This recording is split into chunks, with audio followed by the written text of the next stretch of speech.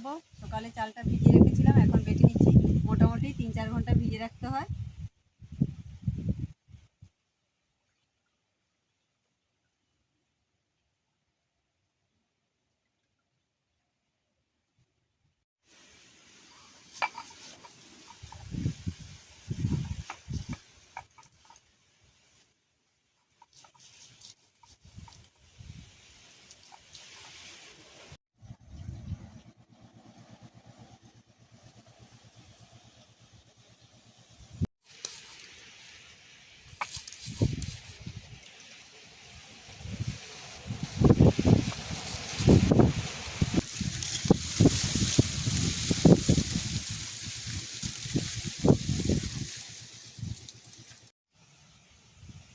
মিহি করে বেটে নিয়েছি চালটা।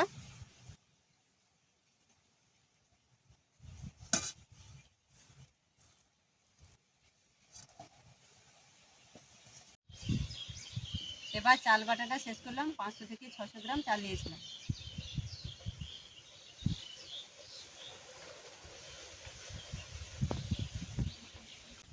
গুড় পিঠা করব, সেই জন্য চালটা আগে বেটে নিয়েছি। গুড়, কালো জিরা আর ময়দা 200 গ্রাম নিয়েছি। এই চালের সঙ্গে ময়দাটা দিলে গুড় পিঠাটা খেতে ভালো লাগবে। পরিমাণ মতো লবণ দিয়ে দেবো।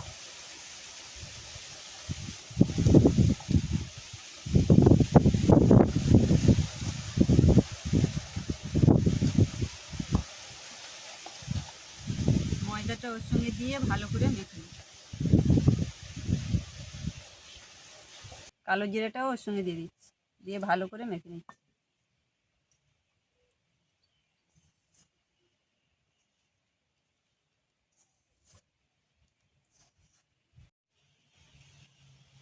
এবার গুড়টা দিয়ে মেখে নিচ্ছি। 500 গ্রামের মতো গুড় নিয়েছি।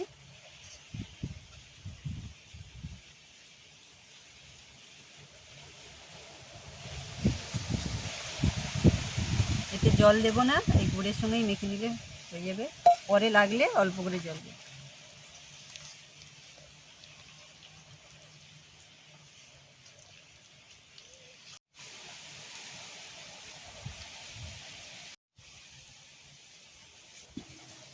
এইভাবে মাখিয়ে 15 থেকে 20 মিনিট রেখে দেবো।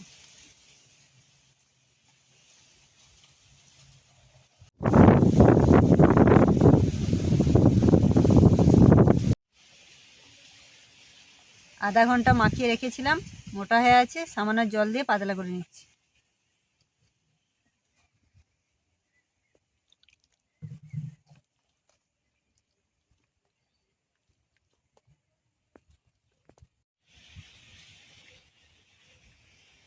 এইভাবে আমি মাখিয়ে নিয়েছি। খুব পাতলা হবে না, খুব মোটা হবে না।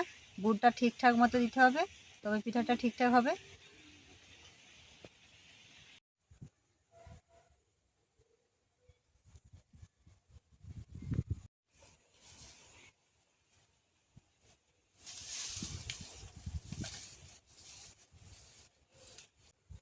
সাদা তেলে পিঠাটা করব। কড়াটা গরম হতে তেলটা দিয়ে দিচ্ছি। একটু বেশি করে তেল দিতে হবে, 200 থেকে 300 গ্রাম।